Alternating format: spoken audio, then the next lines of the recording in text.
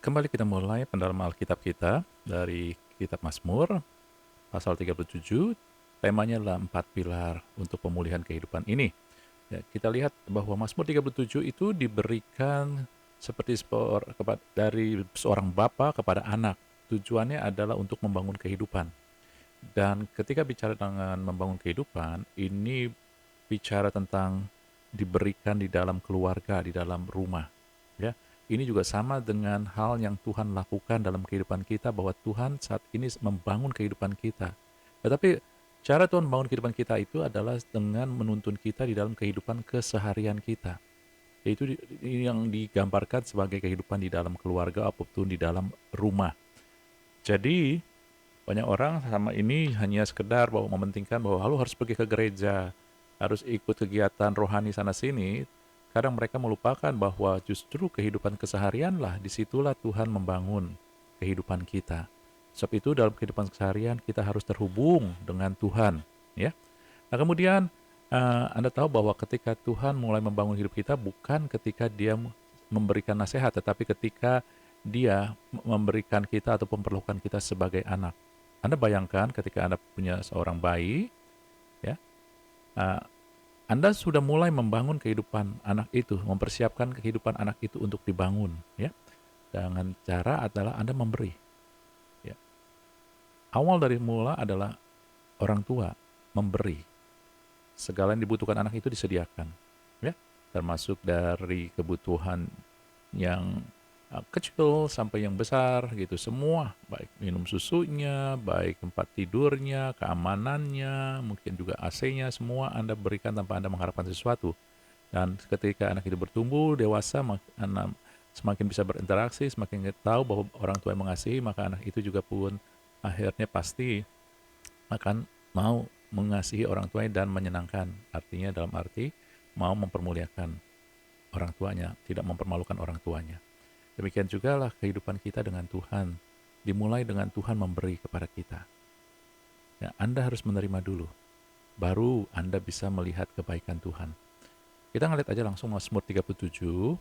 Mazmur 37 dimulai dengan percayalah kepada Tuhan, lakukanlah yang baik. Diam di negeri, berlakulah setia. Bergembiralah karena Tuhan, maka Ia akan memberikan kepadamu apa yang diinginkan hatimu. Serahkan hidupmu pada Tuhan dan percayalah kepadanya, Ia akan bertindak. Ia akan memunculkan kebenaranmu seperti terang dan hakmu seperti siang. Berdiam diri di hadapan Tuhan dan nantikanlah Dia. Jangan marah pada orang berhasil dalam hidupnya karena orang yang melakukan tipu daya. Ya, jadi saudara-saudari, Bapak Ibu semua, bahwa kadang kita membaca firman Tuhan, uh, yang pertama yang menarik mungkin adalah rewardnya, apa yang Tuhan sediakan. Lalu kita melihat syaratnya, ya seringkali seperti itu. Tapi kembali bahwa ketika Tuhan membangun kita, bukan sekedar instruksi, bukan sekedar syarat, tetapi adalah terhubung dengan Dia, pribadi Dia yang menuntun memimpin kita. Itulah makanya kenapa saya katakan bahwa Tuhan membangun hidup kita dalam suatu hubungan yang setiap hari, setiap saat, gitu ya. Nah ini juga, jadi kalau Anda membaca hanya sekedar manfaatnya, lalu Anda akan tertarik pada syaratnya. Ya, oh iya kalau saya bergembira karena Tuhan, maka Tuhan akan memberikan apa yang diinginkan hatimu. Jadi dengan kata lain, kalau kau mau apa yang diinginkan hatimu diberikan Tuhan, maka bergembiralah karena Tuhan. Lalu Anda mulai cari bergembira sama Tuhan itu bagaimana ya, sana sini ya. Tetapi lihatlah, saya udah uraikan dari awal bahwa kita harus mulai dengan menerima dari Tuhan dan terhubung dengan Tuhan. Nah inilah kerangkanya, sehingga apa yang terhubung dengan Tuhan, ya, dalam Mazmur 37 ayat 3 sampai 7 adalah ada 4 hal. Percaya kepada Tuhan, bergembira karena Tuhan, serahkan hidup kepada Tuhan, berdiam dirilah di hadapan Tuhan. Trust in the Lord, delight in the Lord, commit unto the Lord, and rest in the Lord. Dan inilah kerangka dan inilah acuan untuk membangun kehidupan kita yang datang dari Tuhan, yang terhubung dengan Tuhan. Jadi kalau baca firman Tuhan terutama tentang instruksi, tuntunan, pimpinan yang membangun kehidupan kita, mulailah cari apa yang menghubungkan saya dengan Tuhan. Jangan lihat dulu ada syaratnya. Apa yang menghubungkan saya? Oh, kalau dalam Mazmur 37 ayat 3 sampai 7 adalah, oh ya, saya harus percaya pada Tuhan. Saya harus gembira pada Tuhan. Saya serahkan hidup saya pada Tuhan. Saya harus berdiam diri di hadapan Tuhan.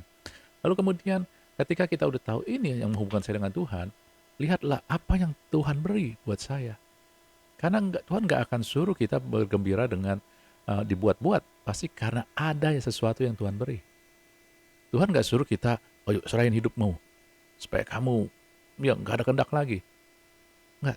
Kita harus lihat dulu apa yang Tuhan alirkan kepada kita supaya kita menyerahkan hidup kita. Termasuk juga berdiam diri. Dan termasuk percaya. Kalau Anda ngelihat pada minggu lalu, kita belajar tentang pola surgawi dan pola dunia. Kita nggak usah fokus pada pola dunia, tetapi kalau pola surgawi selalu kita lihat dari minggu lalu, hidup adalah apa yang dialirkan, hidup bersandar pada penyertaan, hidup adalah pengutusan. Dan semua dasarnya adalah karena kita sudah menerima karya Yesus. Kalau kita gabungkan dengan yang hari ini, percaya, gembira, serahkan, dan berdiam diri, maka Anda akan lihat satu paralel, ya. Lihat, Anda bisa bergembira, kenapa? Karena Anda menerima apa yang dialirkan Tuhan. Saya katakan Tuhan gak suruh kita bergembira tanpa dia memberikan sesuatu. Anda harus lihat dulu. Ini dia. Allah mengalirkan kasih dan kasih karunia, maka Anda bisa bergembira. Anda bisa menyerahkan hidup Anda karena Anda melihat hidup ini adalah pengutusan. Kalau Anda diutus, maka Tuhan memberikan penyertaannya, hal kemampuannya, ya, dan penyediaannya supaya dalam pengutusan ini Anda punya otoritas dan Anda dicukupkan. Sebab itulah maka Anda bisa menyerahkan hidup Anda untuk pengutusan ini.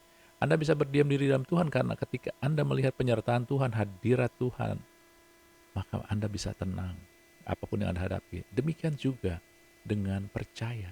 Anda bisa percaya ya karena Anda menerima karya Yesus.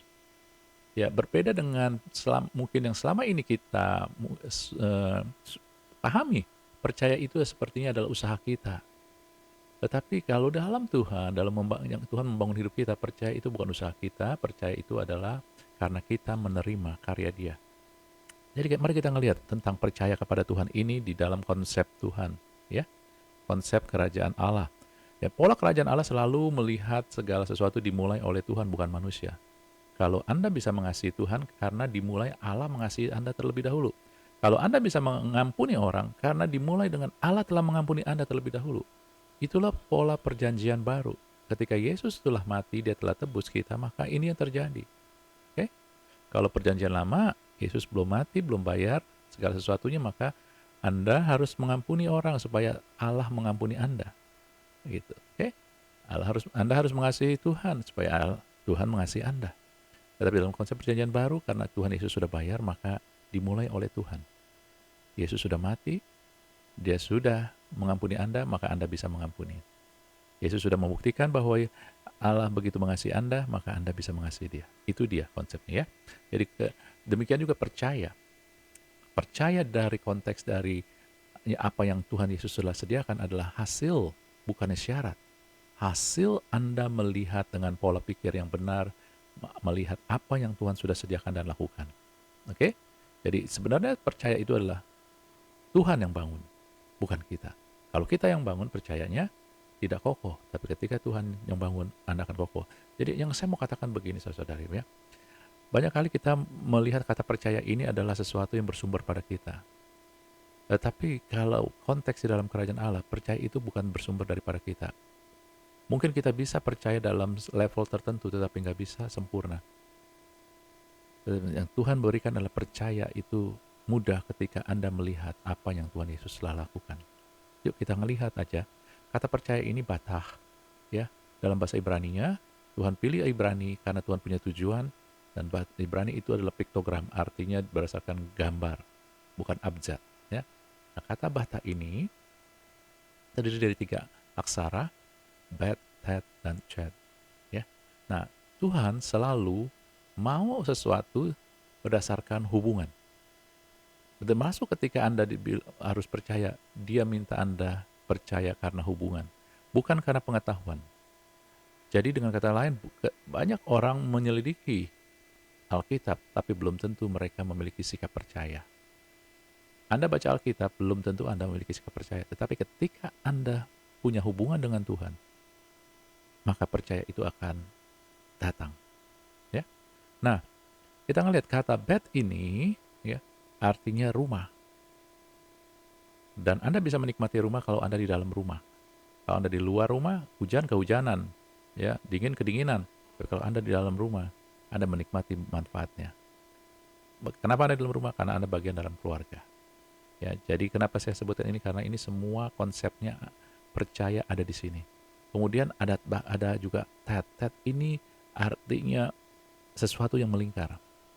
Ya, bisa kayak lampion, ya, bisa juga kayak ular, ular melingkar ya. Tetapi di sini dalam konteks yang baik, ya bahwa ini adalah seperti Anda punya bayi, kadang sering Anda bedong kan, dilingkarin. Nah, itu kira-kira ya. Seperti itu gambarannya. Jadi dibungkus. Ini gambaran dibungkus oleh kasih. Diselimuti oleh kasih. Kemudian yang ketiga adalah cat. Cat itu adalah pagar. Ya, bicara tentang dikelilingi oleh perlindungan, dengan perlindungan. Yuk kita lihat satu persatu, yaitu bed. Bed itu rumah. Kenapa Anda ada di dalam rumah? Karena Anda bagian dalam keluarga. Jadi kalau Anda terus ada dalam rumah, Anda punya hak untuk dalam rumah, berarti Anda adalah bagian keluarga. Firman Tuhan dalam 2 Korintus 6:18 katakan bahwa kita ini anak laki-laki dan anak-anak perempuan dari Bapa di surga karena karya Yesus. Nah, karena kita anak laki-laki dan perempuan, maka dalam Galatia 4 ayat 7 katakan kita bukan lagi hamba tapi anak. Anak itu adalah ahli waris.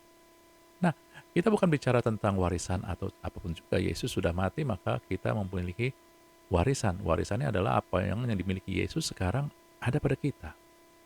Nah, tetapi banyak dari kita orang percaya, dia tahu secara knowledge, secara baca firman tahu bahwa dia anak Allah, tetapi secara kehidupan dia tidak menghidupkan hidupnya sebagai anak Allah. Kenapa saya katakan gitu? Karena kadang kita menambahkan. Hamba adalah dia mendapatkan sesuatu, konsep hamba mendapatkan sesuatu berdasarkan kemampuan dia, apa yang dia kerjakan. Banyak anak-anak Tuhan hari-hari ini, mereka berpikir bahwa kalau mereka menambahkan sesuatu, maka Tuhan akan beri lebih. Contoh, kalau mereka doa lebih lama, kemudian kalau mereka puasa, maka doa mereka akan lebih didengar, akan dapat lebih banyak. Nah, saya tidak mempermasalahkan doanya, puasanya.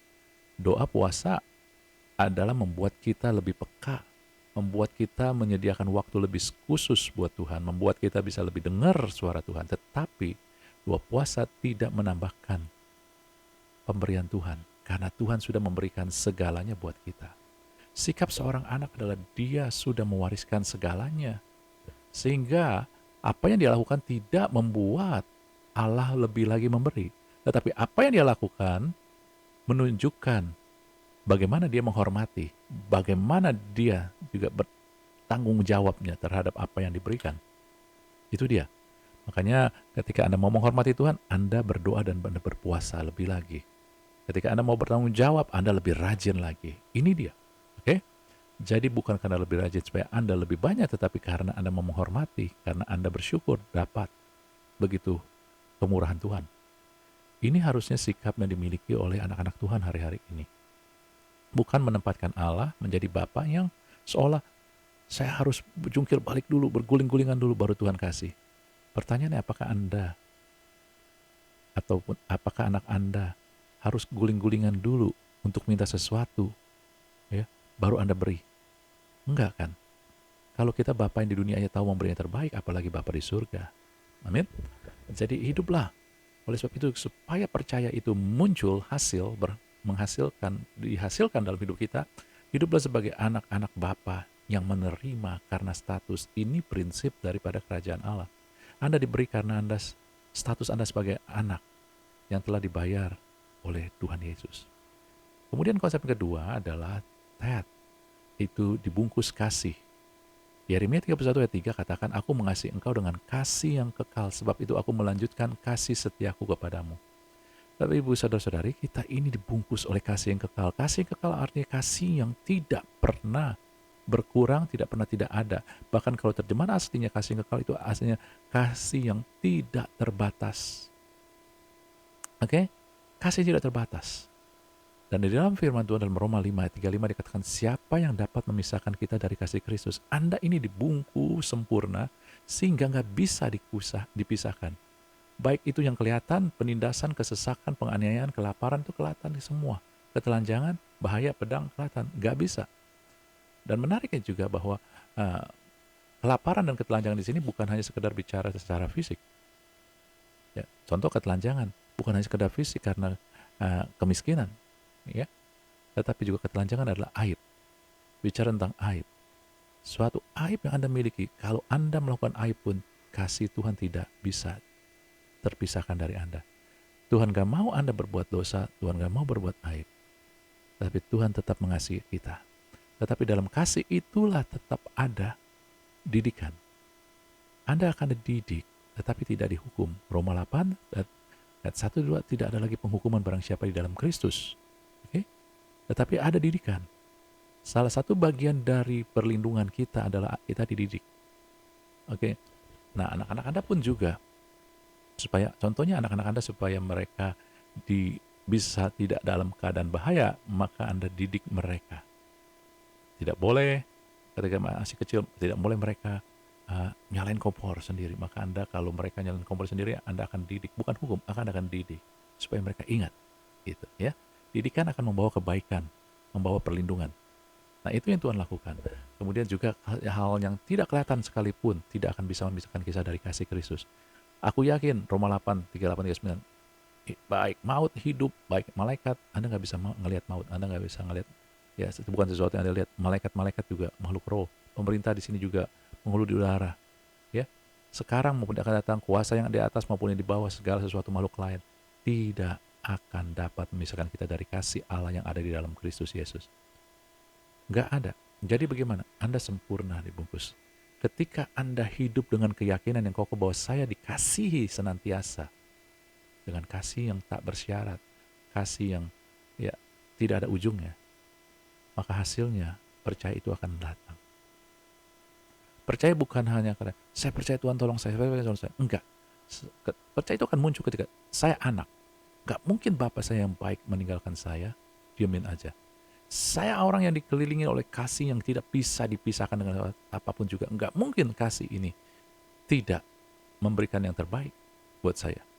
Dan kemudian pada akhirnya adalah dikelilingin perlindungan. Mazmur 5 ayat 13, sebab Engkau memberkati orang benar, ya Tuhan, Engkau memagari dia dengan anugerah-Mu seperti perisai.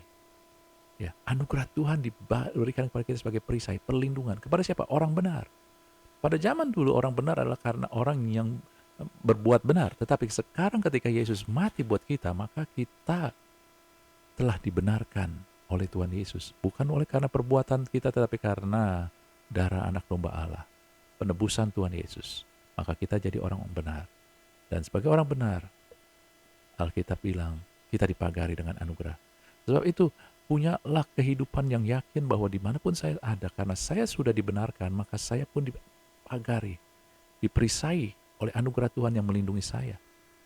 Dalam firman Tuhan juga di dalam Mazmur 103 ayat 4 dikatakan, dia yang menebus hidupmu dari lubang kubur, memahkotai engkau dengan kasih setia dan rahmat. Anda sudah ditebus belum? Sudah. Ketika Anda terima Yesus, Anda ditebus. Dan ketika Anda ditebus, Anda dimahkotai. Kata mahkota ini, akar kata mahkota adalah dikelilingi. Sama juga.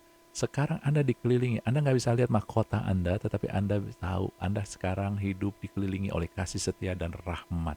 Ketika Anda sadar tentang karya Yesus, bukan sadar dengan kemampuan kita pada karya Yesus, maka Anda melihat bahwa saya itu dikelilingi kasih setia. Jadi mahkota perlindungan itu ya adalah yang diberikan Tuhan karena kita ditebus. Bukan karena kita hal yang lain. Inilah yang membuat keyakinan kita, percaya kita tumbuh. Bukan karena saya mampu melakukan sesuatu, bukan karena saya telah baca Alkitab sana-sini, bukan karena kita hafal, tetapi karena kita terhubung dengan karya Tuhan Yesus. Ini dia. Oke? Jadi Anda lihat sendiri bahwa inilah ketika kita ditebus, kita pun dimahkotai. Dan salah satu guna mahkotanya adalah untuk perlindungan. Ya, kasih setia Tuhan dan rahmat Tuhan termasuk itu juga bagian untuk perlindungan kita. Dan juga bagian yang lain juga. Tapi sekarang kita bicara tentang perlindungan. Jadi kita ngelihat bahwa percaya kepada Tuhan, ya, batah adalah hasil daripada kita melihat dengan kesadaran yang penuh kepada cara hidup ataupun hidup kita. Hidup saya adalah hidup sebagai anak Bapa. Hidup saya adalah hidup sebagai anak yang terkasih. Hidup saya adalah hidup sebagai orang-orang yang dilindungi. Sehingga ketika Anda menghadapi hal-hal yang kadang membuat Anda takut, beda antara percaya dan takut. Anda bisa takut, tetapi kalau Anda anak Tuhan dan melihat pada hal yang benar, walaupun Anda takut, kita percaya. Daud berkata begitu. Ya, saat dia takut, aku ini percaya. Jadi takut adalah perasaan, tapi percaya adalah hasil daripada hubungan kita dengan Tuhan. Anda jangan bimbang ketika Anda hidup sebagai anak. Anda percaya dikasihi, Anda dilindungi, maka percaya itu sudah ada di dalam kita. Ya? Nah, yang indahnya adalah begini.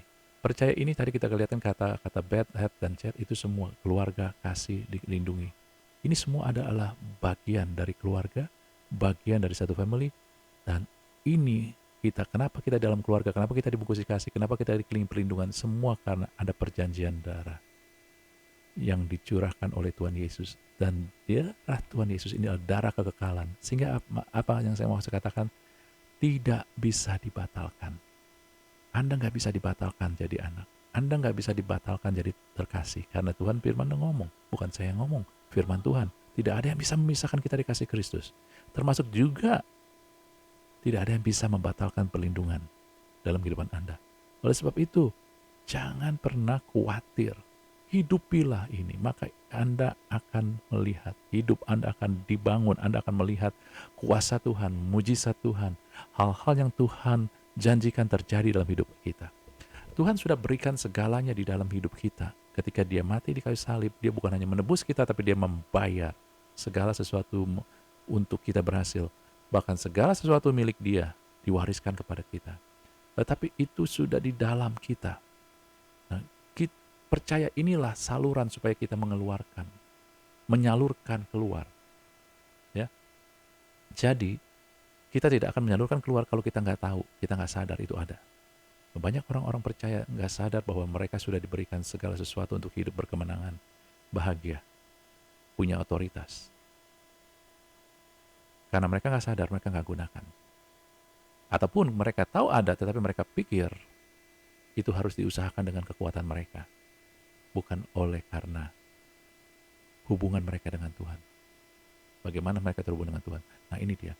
Ketika kita mulai terhubung dengan Tuhan, maka percaya itu hasil kesadaran. Maka itu akan membuat kuasa yang Tuhan sudah berikan dalam kita, ya, berkat yang Tuhan sudah berikan dalam kita, mengalir keluar. Artinya apa? Terjadi. Itu dia. Membawa dampak dalam kehidupan Anda. Amin. Jadi pemikiran yang benar, cara lihat yang benar, akan melihat kuasa Tuhan yang luar biasa. Bukan karena kita, tetapi karena Tuhan Yesus sudah sediakan. Sehingga siapapun Anda, walaupun Anda baru bertobat, 1 hari, ataupun Anda umur berapa, walaupun Anda masih muda, ataupun juga sudah usia, udah usur, tetap kuasa Tuhan yang di dalam Anda sama. Alirkanlah itu. Hari-hari ini kita butuh anak-anak Tuhan yang memperlihatkan, yang menjadi saksi tentang kuasa Tuhan, di mana mereka mengalami, mereka juga terlibat di dalam mujizat ini, yaitu ketika mereka mulai percaya. Amin. Demikianlah pendalaman kitab kita hari ini. Kita akan lanjutkan lagi nanti minggu depan dengan bagian yang kedua. Tuhan berkati.